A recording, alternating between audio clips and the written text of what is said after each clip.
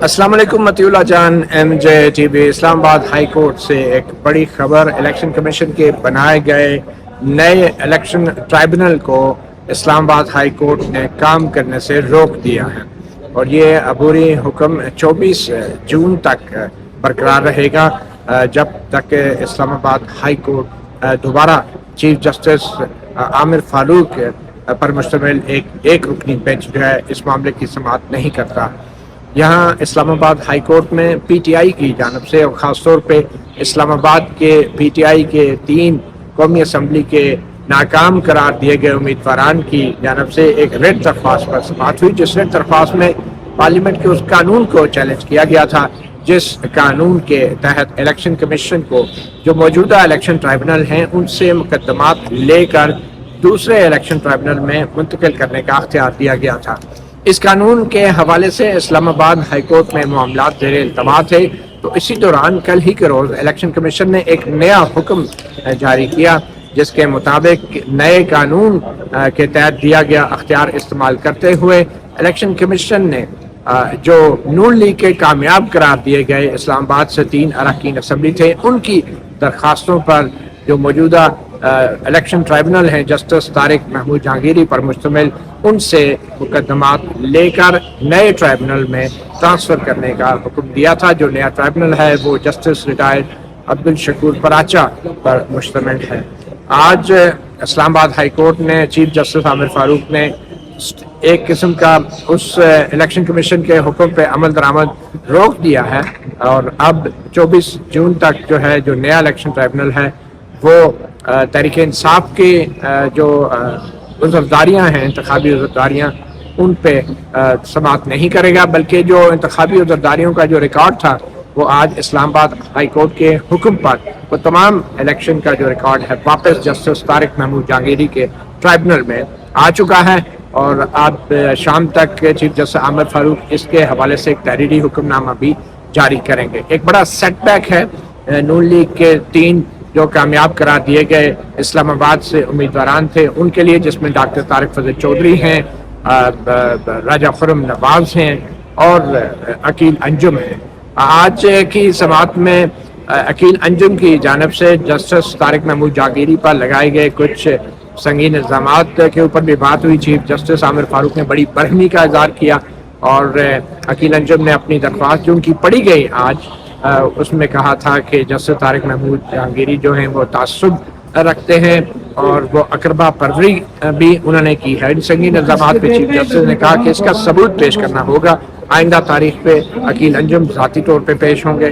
Attorney general کو بھی ذاتی طور پر پیش ہونے کا حکم دیا ہے، اور کہا ہے کہ اگر ایک ہائی کورٹ کے جج کے خلاف لگائے گئے یہ الزامات ثابت نہ ہوئے تو عقیل انجم کو ہم جیل بھی بھیج سکتے ہیں، اور وہ 5 سال کے لیے نااہل بھی ہو سکتے ہیں۔ عقیل انجم کے خلاف جو پی ٹی آئی کی طرف سے جو عامر مغل تھے، جو کہ ناکام قرار دیے گئے امیدوار ہیں اسلام آباد کی ایک سیٹ سے، ان کے وکیل ایڈوکیٹ فیصل چودھری اس وقت ہمارے ساتھ موجود ہیں، ان سے جانتے ہیں۔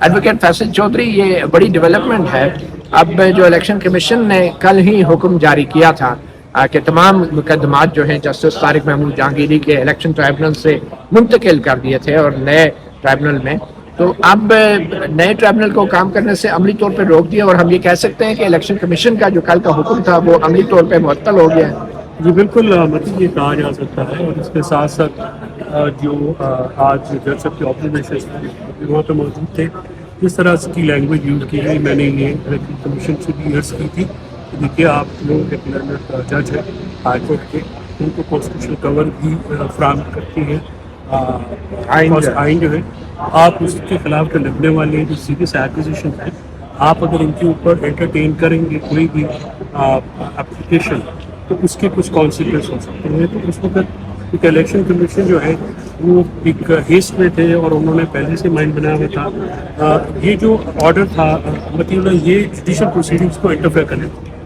جب آپ ایک دفعہ ٹریبیونل بنا دیتے ہیں پھر ٹریبیونل اپنی پروسیڈنگس کرتا ہے، وہ غلطیاں ہو سکتی ہیں، ٹریبیونل میں بھی غلطیاں ہو سکتی ہوں گی، میں نہیں کہتا، لیکن آج تک نہ ٹریبیونل کے سامنے बायस का, कॉन्फ्लिक्ट ऑफ इंटरेस्ट का, जिस तरह से आपने एक्विजिशन सीरियसली जो बनवाए हैं, इनका कोई भी अभी तक वहाँ पे ऑब्जेक्शन नहीं लिया, ना ही रिप्लाई जमा किया। अब इलेक्शन जो लॉज हैं वो टाइम बाउंड एक्सरसाइज है, यानी उसमें 7 दिनों के अंदर आपको जवाब दावा दाखिल करना होता है, उसके बाद इश्यूज फ्रेम होते हैं, और वो 180 डेज यानी मैक्सिमम 6 महीनों के अंदर वो पटिशन जो है वो डिसाइड होनी होती है, और 7 दिनों से ज़्यादा जो है वो एडजर्नमेंट नहीं दे सकते देनी होती, और अगर एडजर्नमेंट अगर होगी तो लाख रुपए जुर्माने के साथ। सो ये भी है। और मगर जस्टिस तारिक महमूद जहांगीरी ने ये सब कुछ क्यों नहीं किया, और क्यों 1.5 महीने तक की मोहलत दी नून लीग के कामयाब होने वाले उम्मीदवारों को? देखिए, वहाँ से जब वहाँ पर रिक्वेस्ट की गई थी तो उन्होंने कहा कि देखिए आर्टिकल 10 है और ये फेयर ट्रायल के मुनाफी होगा कि अगर हम उनको सुने बगैर फैसला करें,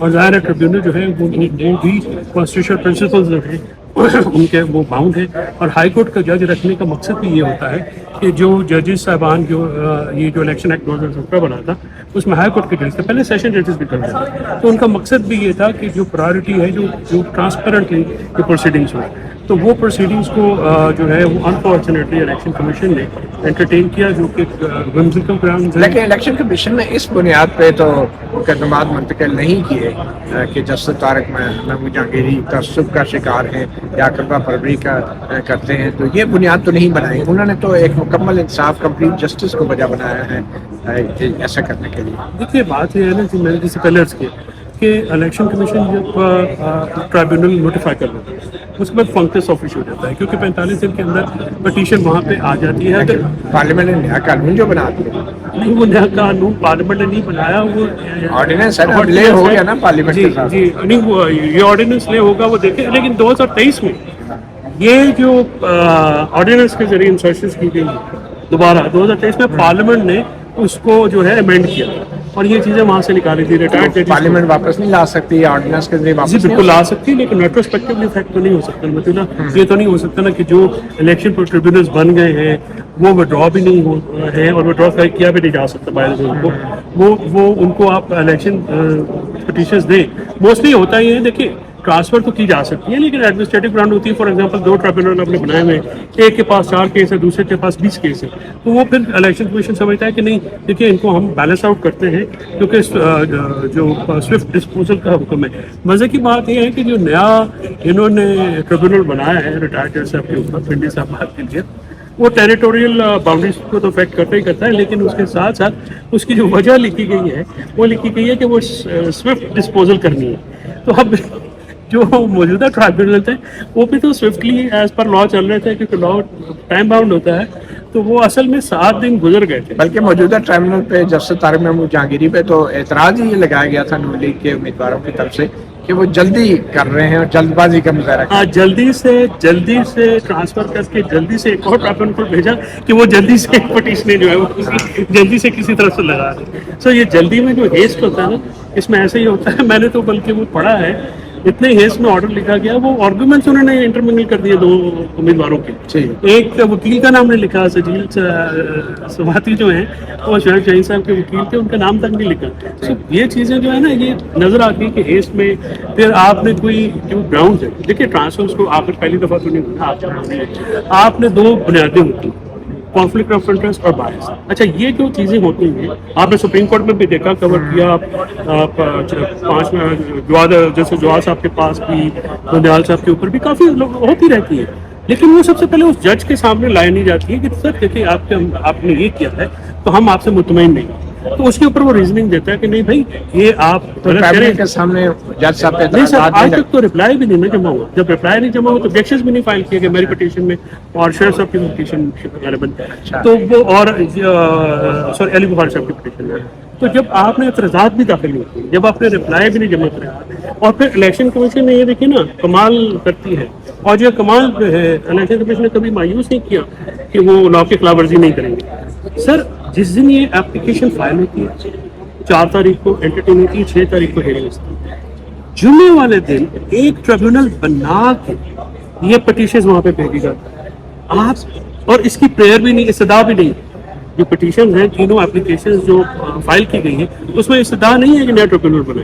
तो Y election commission went extra mile. मैंने वहाँ से अर्ज भी किया था कि आप जो है, आप इम्पार्शियल बॉडी है, सो कॉल्ड تو آپ کم سے کم تھوڑا سا تو گلمپس دیجیے. لیکن جو آرڈیننس آ گیا تھا اس کے تحت الیکشن کمیشن کو اختیار تو تھا, لیکن سر کوئی درخواست آئے یا نہ آئے اختیار تو ہے. نہیں سر بالکل, لیکن اس میں ریزنز ریکارڈ کر دیں. لا یہ کہتا ہے کہ آپ نے اس کی وجوہات دے لی اور وجوہات جو ہے وہ سپیریئر کورٹس نے لے ڈاؤن کی ہوئی. یعنی وہ یہ نہیں ہو سکتا کہ پنک کلر لا بھی ہے تو سپیریئر کورٹ نے کیسے نہیں سر وہ پہلے بھی تو لیکن 58 میں نہیں, جو پرانا لا تھا اس میں سیکشن 58 تھا. دیکھیے گزارش یہ ہے کہ میں اسپیکنگ فار مائی سیلف, میں اس کو سمجھتا ہوں کہ ایگزیکٹو کی مداخلت جوڈیشری میں, جیسے اپنا شرف افریدی کیس ہے, میرم علی کیس ہے, یا دوسرے کیسز ابھی لیٹسٹ ہیں, تو ان میں ختم ہونے چاہیے. ان کو جوڈیشل پروسیڈنگ ریگولیٹ نہیں کر سکتے. اچھا, آپ کے خیال میں جسٹس طارق محمود جہانگیری سے متعلق ایگزیکٹو کی جو مداخلت ہے اس کی کیا وجہ ہو سکتی ہے؟ سر میرے خیال میں تو کیونکہ وہ فارم 47 پر رسپونڈنٹس ریلائنس ہے, ان کی فارم 47 پہ فارم 45 ہے نہیں, اور فارم 45 بیسٹ ایویڈنس ہے جو کہ ہے نہیں ہے, چھپا رہے ہیں. انفرنس تو یہی لگے گا رہے گا نا کہ وہ چھپا رہے ہیں. ان کے پاس اگر ہے بھی ہے وہ صحیح نہیں ہے یا وہ نہیں دینا چاہ رہے.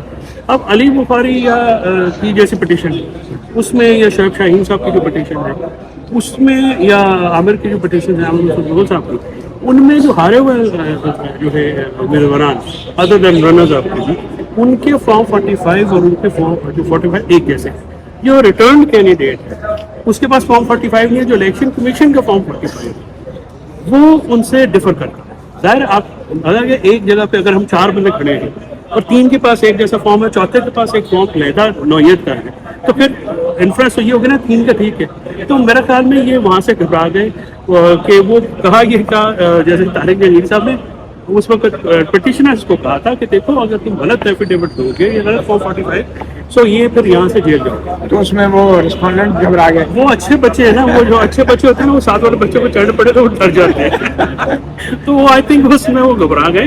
حالانکہ گھبرانے کی بات نہیں تھی, ان کو کوئی صاحب مشورہ نہیں دیا گیا. پھر اس طرح سے کنٹمپٹریس لینگویج آپ استعمال نہیں کرتے. دیکھیے ہمارا کیس ہے, کیس ڈسمس بھی ہوتے ہیں, ایکسیپٹ بھی ہوتے ہیں, وی آر لائرس, ہمیں وہی بننا چاہیے نا. ہمیں اس سے زیادہ آگے جا کے کیا ضرورت ہے. لیکن ایک بات تو طے ہے نا کہ کنٹمپٹ آف کورٹ لا ہے, چاہے وہ ڈیفیمیشن لا ہے, اس میں کچھ الزامات ایسے ہیں جو کسی قانونی یا انتظامی تحریری شکایت کا حصہ بنائے جا سکتے ہیں. اس پہ توہین عدالت نہیں ہوتی, وہ پروٹیکٹڈ, اس طرح کی پٹیشن پروٹیکٹڈ ہوتی ہے کنٹمپٹ لا کے لیے.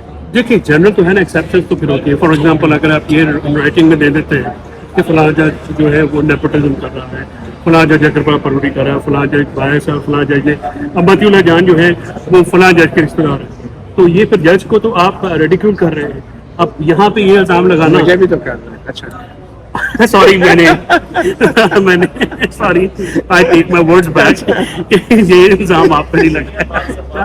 تو بات یہ کہ ریڈیکیول, اور جو کانسٹیٹیوشن میں ایک پروویژن ہے آرٹیکل 204, وہ بنیادی طور پر اس بات میں حق میں ہوں کہ کنٹمپٹ کی جو لا ہے وہ نہیں استعمال کرتے, اسپیئرنگلی یوز ہونا چاہیے. لیکن اگر آپ ایک ماحول بنائیں گے, آپ ایک آرگنائز کیمپین شروع کریں گے, کسی کے بہاف پہ شروع کریں گے, اور پھر اس میں اس کے لیے ثبوت لانے پڑیں گے نا. پھر ویسے ہی کسی کی درخواست میں لکھ دینے سے تو اس کے خلاف توہین عدالت. جی ایگزیکٹلی, لیکن وہ پھر لکھا کیوں, کسے کہا تھا, اس میں آرٹیکل 62 لگ جاتا ہے نا. بات کی باتیں مجھے بتائیں, کل جسٹس طارق محمود جہانگیری اپنے ٹرائبونل کی سماعت کریں گے پھر, کیونکہ نئے ٹرائبونل کو تو روک دیا, تو کیا پرانا ٹرائبونل کام جاری رکھے گا؟ دیکھیے مطلب ہم نے وہی آپ ریکویسٹ کی ہے کہ اسٹیٹس کو جو ہے وہ اس طرح سے نہ دیا جائے.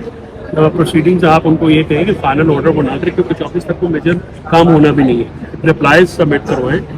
جو ٹرائبونل ہے اس کے سامنے جو پروسیڈنگز ہیں ان کو ہالٹ نہ کیا جائے اور ان کو انڈیپینڈنٹلی کام کرنے دیا جائے. اب وہ چیف صاحب نے یہ کہا ہے کہ وہ جا کے دیکھیں گے. بہت سارے ہیں فائنل آرڈر نہیں پاس کرنے کی ریسٹرکشن ہوتی ہے الیکشن کمیشن میں, جو بہت سارے کیسز ہیں. میں نے خود انہیں لیا ہوا ہے, تو وہ کہہ رہے ہیں کہ پروسیڈنگز نہیں ہم روکیں گے, ہائی کورٹ کا پروسیڈنگز ہم نہیں روکیں گے. الیکشن کمیشن فائنل آرڈر جو ہے وہ subject to outcome petition ہوگا, تب تک ان کو روک دیا. اور وہ پروسیڈنگ انہوں نے کہا کہ آپ نے ایویڈنس ریکارڈ کرنا ہے, ریپلائز لینے ہیں, اپلیکیشن لینی ہوں, آپ چاہیں. تو اسی پیٹرن کے اوپر جو ہے وہ اب ہم نے بھی یہ ریکویسٹ کی ہے کہ ٹریبونل کو کام کرنے دیا جائے.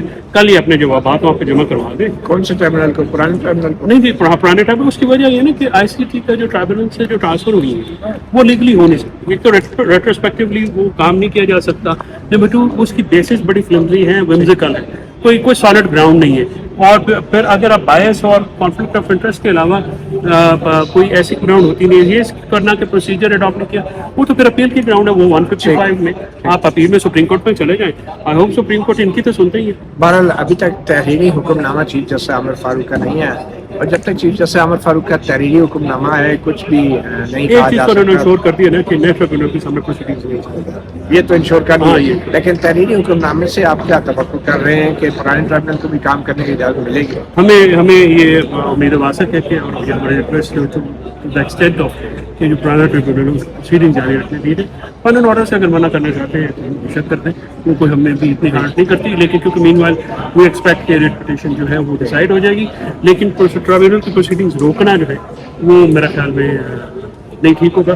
وہ بھی ہائی کورٹ ہے، آفٹر آل ٹریبونل پرسونا ڈیزگنیٹر ہے ٹریبونل میں، لیکن وہ جج تو ہائی کورٹ ہے، تو لیٹ دے ہم ورک انڈیپینڈنٹلی. اس کے بعد فائنل آرڈر میں مین ون پٹیشن ہمارے حق میں ہو جائے گی تو یہ ہم خوش قسمت ہوں گے. ادروائز تو یہ مسلسل عمل چلتا رہے. چلیں جی، فائنل آرڈر ابھی آنا ہے، تحریری حکم نامہ آنا ہے. اب دیکھنا یہ ہے کہ تحریری حکم نامے میں آیا چیف جسٹس عامر فاروق جو ہے جہاں پہ نئے ٹرائبونل کو کام کرنے سے روک رہے ہیں، تو کیا پرانا ٹرائبونل جن کے لیے کل کی تاریخ مقرر تو تھی مگر جو آج والی بھی جو سماعت تھی وہ بھی کینسل ہوگی، تو کیا کل والی بھی نہیں ہو سکے گی؟ یہ آج شام تک جب چیف جسٹس عامر فاروق کا تفصیلی حکم آئے گا، تحریری حکم نامہ آئے گا، تو پھر معلوم ہوگا کہ نئے ٹرائبونل کو تو کام کرنے سے روک دیا ہے، تو کیا پرانا ٹرائبونل جو ہے وہ 24 جون تک وہ اپنا کام جاری رکھ سکے گا یا نہیں، یہ رات تک تحریری حکم نامے کے بعد ہی ہوگا. مطیع اللہ جان MJTV سے اتنا ہی، اجازت دیجیے، اللہ حافظ.